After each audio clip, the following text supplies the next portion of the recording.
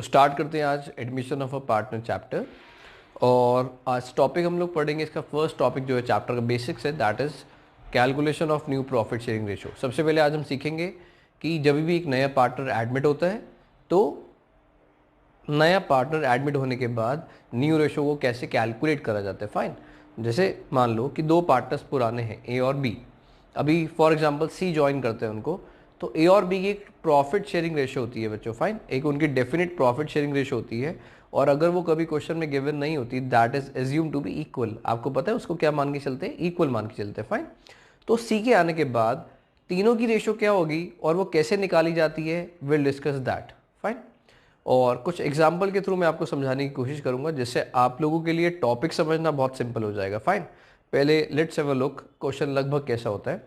आज हम लोग पढ़ेंगे केस फर्स्ट। केस फर्स्ट का ए पार्ट है, यानी कि फर्स्ट पार्ट है। मान के चलते हैं कि ए और बी की प्रॉफिट शेयरिंग रेशो 3:2 है। फाइन, मतलब सी के आने से पहले ए और बी जिस रेशो में प्रॉफिट को शेयर कर रहे थे दैट वाज 3:2। फाइन, इसके बाद सी भाई साहब आते हैं और सी आते हैं 1/4 शेयर के लिए। कितने शेयर के लिए? 1/4 शेयर के लिए। तो आपको कहा होगा कि आपको न्यू रेशो निकाल कर दिखानी है। फाइन, ये चीज़ें हम लोग बड़े वाले क्वेश्चन में अप्लाई करेंगे। बेसिकली ये छोटे क्वेश्चंस नहीं आते इस चीज़ के ऊपर नॉर्मली। स्टिल बोर्ड्स कुछ ना कुछ एक्सपेरिमेंट्स करता रहता है, हो सकता है वो आपको 1 मार्क में दे दे। फाइन, तो डिपेंड करता है कि क्वेश्चन किस फॉर्म में आपको आ जाए, तो ध्यान से समझने की ज़रूरत है। ए और बी की पुरानी रेशो कितनी थी? 3:2, और सी एडमिट हो रहा है 1/4 शेयर के लिए। फाइन, तो पहले एक काम करते हैं, पहले मैं इसका प्रैक्टिकल एग्जाम्पल समझते हैं। ज़रा ध्यान से देखो, एक सिचुएशन है मनी है टोटल, एक फैमिली के पास टोटल मनी 1 लाख रुपीज़ पड़ा है। कितना पड़ा है? 1 लाख रुपीज़। फॉर एग्जाम्पल ऐसा मान के चलो कि फादर अर्न कर कर आए 1 लाख रुपीज़, और फादर और मदर किस रेशो में उसको शेयर करते हैं, जो भी उनके पास पैसे आते हैं 3:2 में। फाइन, तो दैट मीन्स अभी अगर किसी और की बात ना करें, ये 1 लाख अगर फादर और मदर को शेयर करना होता तो 3/5 यानी कि 3/5 हिस्सा 1 लाख का कौन रखते अपने पास? फादर रखते, दैट इज 60,000। 2/5 इंटू 1 लाख यानी कि उसका 2/5 पार्ट कौन रखती? मदर अपने पास रखती, दैट वॉज 40,000। फाइन, अब बात करते हैं आगे। अब इनका बेटा है, वो क्या बोलता है कि मुझे 25,000 का एक फ़ोन चाहिए। लेट्स अज्यूम कि उसको क्या चाहिए? 1/4 of the total budget. 1 lakh rupees total पड़े हैं, उसका 1/4 मान के चलते हैं कि सी चाहता है कि वो उसके पास आने चाहिए, यानी कि सी को फॉर एग्जाम्पल एक फ़ोन लेना है, दैट कॉस्ट रुपीज़ 25,000। फाइन, तो मैंने ब्रैकेट में लिख दिया दैट इज़ 1/4 ऑफ टोटल, ज़रूरत नहीं है वैसे। फाइन, अब क्या करेंगे हम ऐसे केस में, अगर टोटल मनी 1 लाख पड़ा है, सी अगर जिद पर आ चुका है कि उसको 25,000 का फ़ोन चाहिए, तो इंटेलिजेंसी क्या बोलती है? सबसे पहले क्या करना चाहिए? एक समझदार इंसान क्या करेगा? पहले 1 लाख में से सी को फ़ोन ले लेते हैं, जो उसको चाहिए चाहिए, वो उसमें कॉम्पनसेट या सेक्रीफाइस नहीं करेगा बच्चों। फाइन, तो कहीं ना कहीं 1 लाख में से पहले हम 25,000 सी के फ़ोन के लिए निकाल लेंगे। प्रैक्टिकली ऐसे ही होगा उस फैमिली में।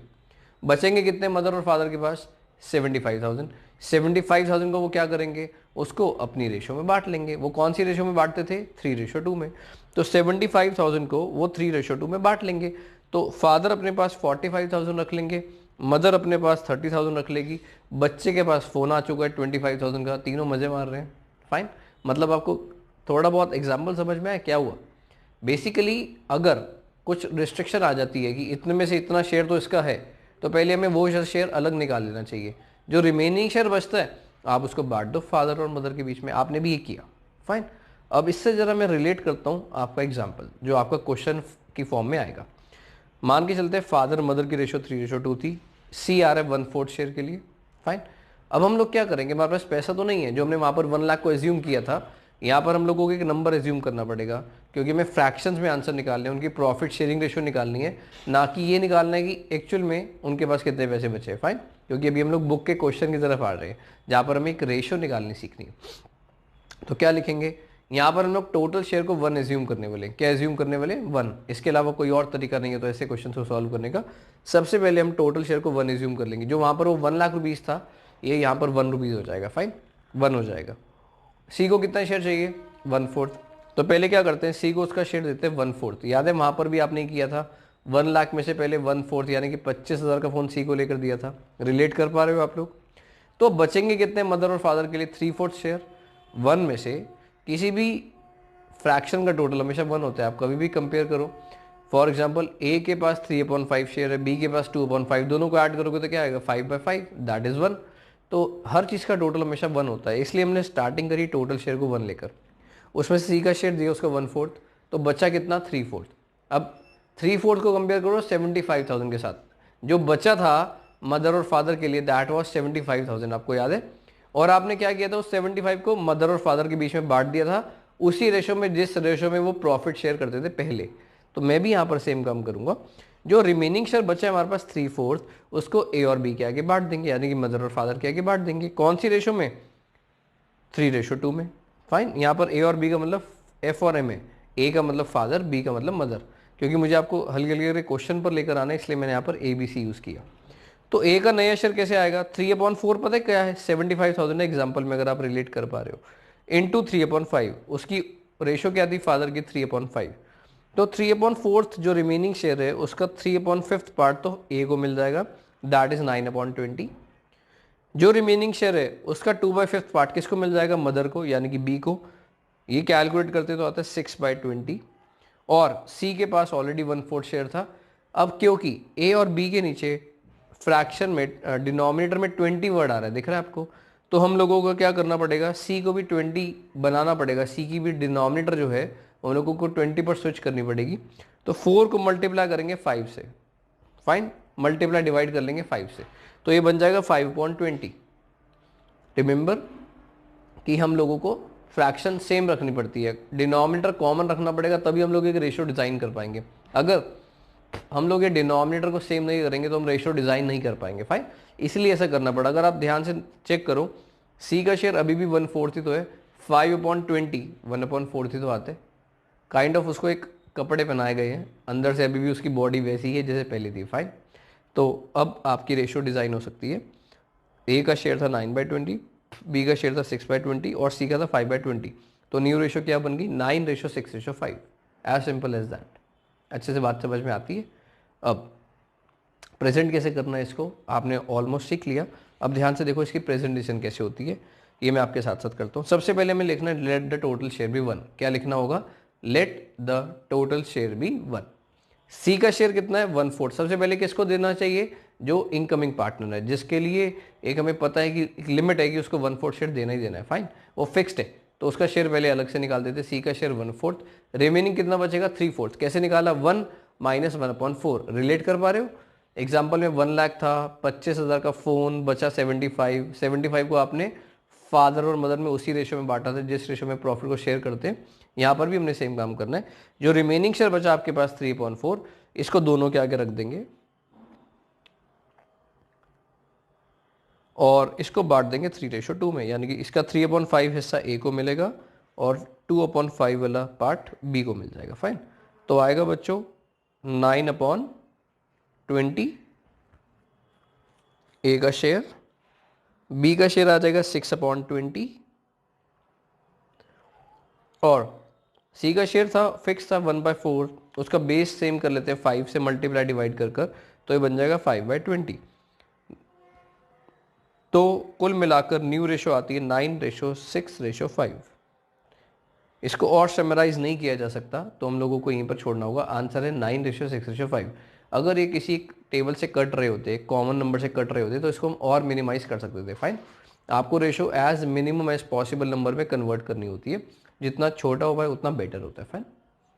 अच्छे से बात समझ में आती है। अब आप क्या कर सकते हो, वीडियो को पॉज कर लो, पहले आप यहाँ तक प्रैक्टिस कर लो केस फर्स्ट का ए पार्ट, फिर आप वीडियो को प्ले करो, मैं आपके साथ डिस्कस करता हूँ फर्स्ट का second part, that is first का B part.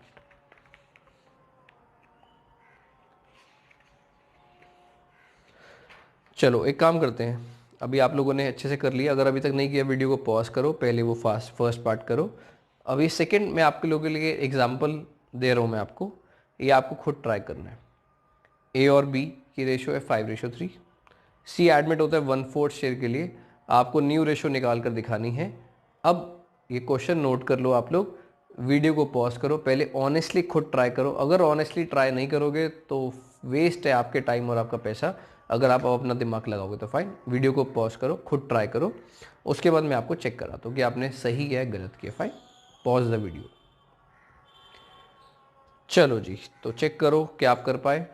Late the total share be 1, C का शेयर कितना है 1/4, रिमेनिंग कितना बचेगा 1 माइनस 1/4 दैट इज 3/4, है ना। इतना क्लियर है आपको?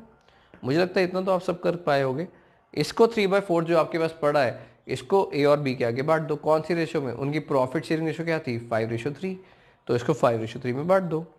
तो आंसर आता है ए का नया शेयर आएगा 15/32, बी का नया शेयर आ रहा है 9/32। फाइन। सी का आपको बेस सेम करना पड़ेगा, 32 बनाना पड़ेगा, 1/4 है। 4 को 32 कैसे बनाएंगे? 8 से मल्टीप्लाई डिवाइड करके। फाइन। तो 1/4 को 8 से मल्टीप्लाई डिवाइड करेंगे तो दैट विल बिकम 8/32। फाइन।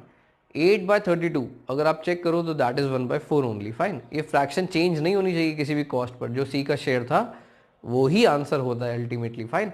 ऐसा नहीं हो सकता कि यहाँ पर 7/32 आ जाए, वो कट हो नहीं रहा, 1/4 नहीं आएगा।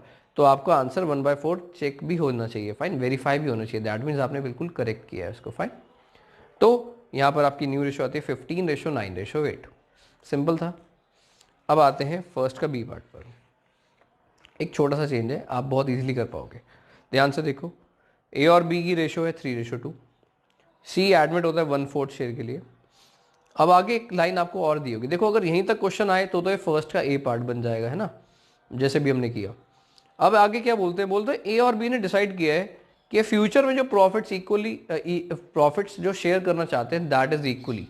मतलब ए और बी ने डिसाइड किया है सी के आने के बाद जो रिमेनिंग प्रॉफिट है हम उसको इक्वली डिवाइड करना चाहते हैं। फाइन।